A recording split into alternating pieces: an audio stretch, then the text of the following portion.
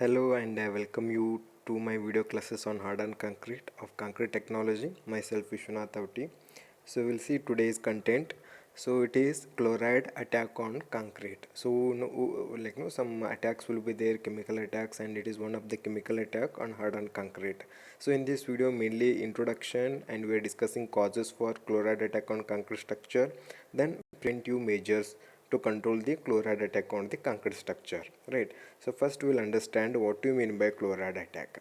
So as I told, it is a chemical action. When it is a chemical action, so it is defined as chloride attack is the chemical action of chloride in inducing, so here is a very important, chloride action in inducing corrosion to reinforcement. Corrosion to reinforcement, this is very important. Chloride is acting on it is causing for corrosion to the reinforcement of the concrete structure. Reinforcement of the concrete structure, you can see this in image. So in this image it is on concrete structure. In this concrete structure we are using reinforcement. So reinforcement we are using to because reinforcement had a good tensile resistance capacity. So when chloride is attacking on the reinforcement which is causing the corrosion, then it is called as it is because of the chloride attack. So it is a chemical action of chloride in inducing corrosion to reinforcement of concrete structure. And when you take durability concept as a very important, then for the durability, like a chloride attack is causing more. So that's what it is a very important phenomena when we consider durability of the concrete. So due to the chloride attack, durability is decreasing.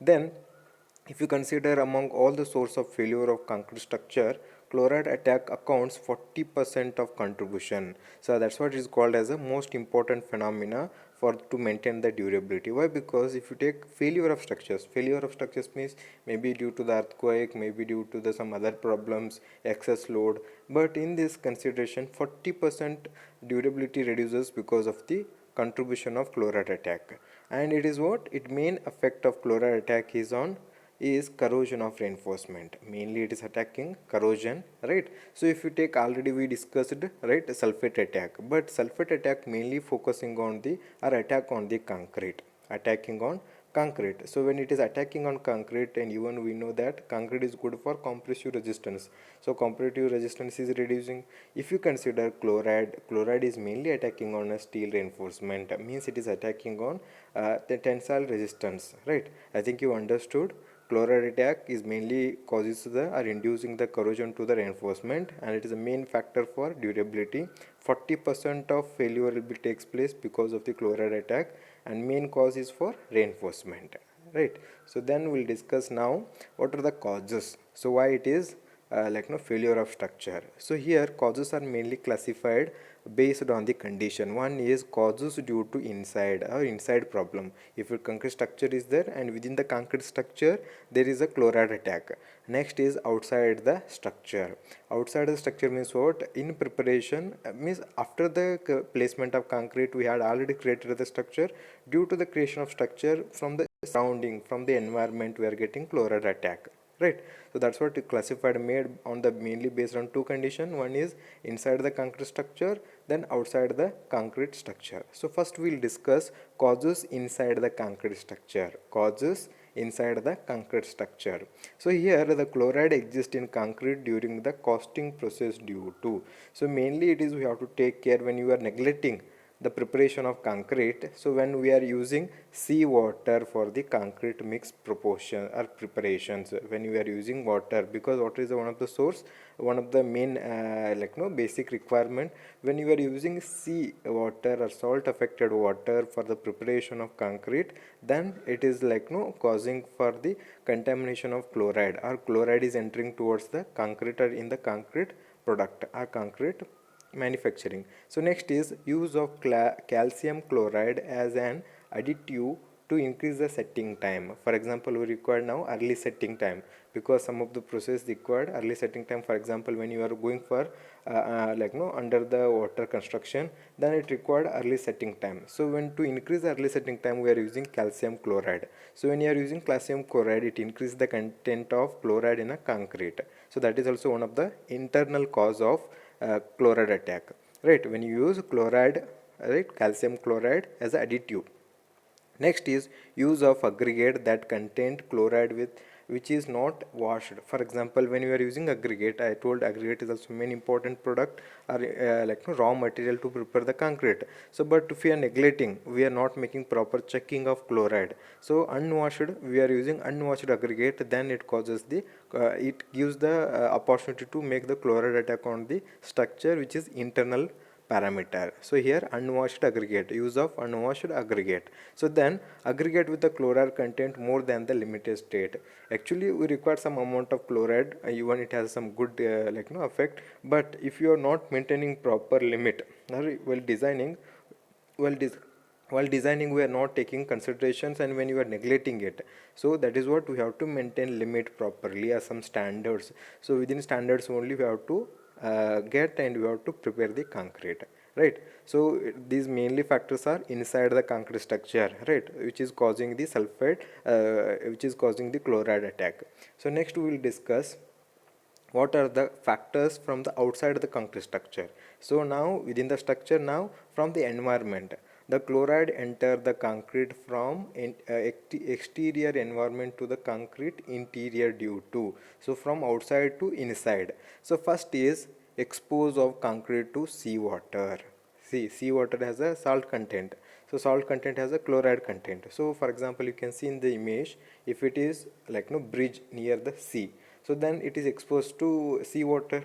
So when it is exposed to seawater, then it has a external effect, and if it has a less permeability or more permeability, then penetration of seawater will be there inside the structure, so it attacks the reinforcement. That's what exposed of concrete to seawater. Next is use of salt to melt the ice. For example, some of the countries are there, they have more snowfall, even the due to the snowfall road will block. To remove the to melt the ice, they will use salt. So that's what, when you are using salt to melt the ice to clear the way, so then even it affect on the concrete structure if its road is concrete, made up of concrete or surrounding structure. So use of a salt to melt the ice. So why they are using salt? Because to melt the ice, and not in many places, only in where we have snowfall, excess snowfall. Then is presence of chloride in a soil or presence of chloride around the structure in soil or storage material or groundwater. For example, structure is there, and around the structure maybe soil will be there, right? So if soil contains more chloride or chloride affected, or even groundwater which has a high chlorine content, so even some material, for example we are storing the material, so in the material, if you have any material in the godown or something, if it has a more chloride content, then it is also affects from the outside or from the surrounding nature, right? I think you understood these 3 points. And as per the study, they are telling that comparing both exterior and interior, exterior chloride action is are high, means the comparatively outside the effect from chloride effect from outside the structure is more comparatively. So then actually what happens when chloride attacks, right? So as per the study, they are telling that a protective oxide film is present on the surface of the steel reinforcement, right? So there is a film or protective oxide film around the steel reinforcement, because due to the concrete alkalinity, due to concrete alkalinity, so due to the alkalinity of concrete, protective oxide film will be there, but this oxide film is damaging or it is getting lost because of the carbonation and chloride attack. So these are the main causes for affecting on the protective oxide film. Yes, I'll repeat, there is a protective oxide film around the reinforcement. That film is affected by carbonation and chloride attack, right? That's what, when it is damaging, after the damage it will make the effect on the reinforcement by affecting corrosion. So next we will discuss how to prevent. We know that there is a problem and we know what are the different causes. So how we are getting chloride attack on the structure. But now we have some controlling measures, right? That is called prevention of chloride attack on the concrete structure. So we'll discuss one by one. So first is increasing the cover over the reinforcement bar. Increasing the cover.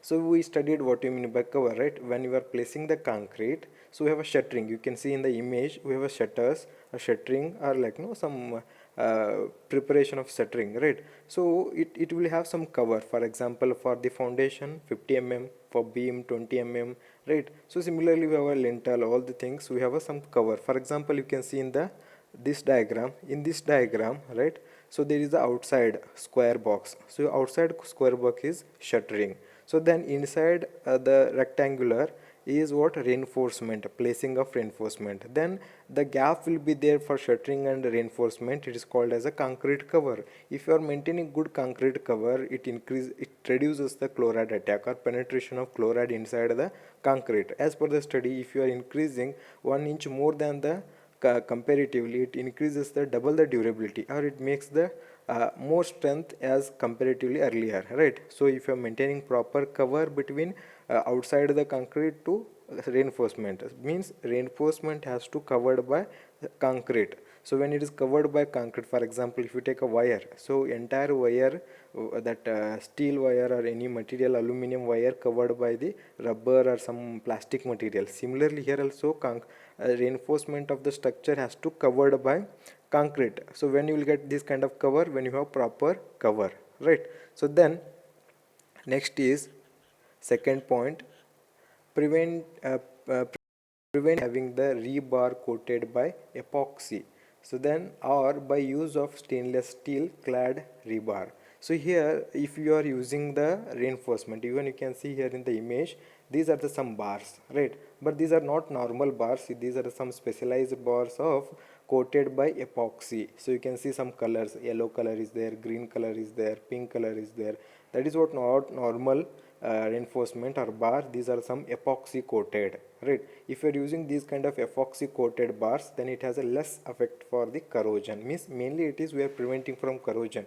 So how to prevent from corrosion? Maybe it is like a painting or something, but it is covered by epoxy, right? Or use of stainless steel clad bar. So next point is prevented by decreasing the permeability of the concrete. So we know what we mean by permeability. Permeability means what? It allows the flow of water or flow of penetration of chemicals, right? So when concrete has a less permeability or permeability decrease while designing the concrete, so then it has a less like no affecting or less possibility of penetration of chloride content. So then when it is a less penetration of chloride content inside the structure, then definitely it has a less effect, right? So next is the proper pH value of the pore water in concrete must be met. For example, even pH is very important. If pH value is not properly maintained, then even it also increases the rate of corrosion. So rate of corrosion can also controlled by maintaining pH. So it is not a direct factor, it is indirect factor. If you are not maintaining pH properly, then if it is excess or if it is less, then it increases the rate of corrosion. So maintaining proper pH, even we can control the action of corrosion. So next is the proper chloride content limit must be met while designing the mix proportion. So when you are designing, I told chloride content will be there. For example, aggregate will be made up of some contamination will be there, but there will be some allowance will be there. Some content will be allowed for the safer condition.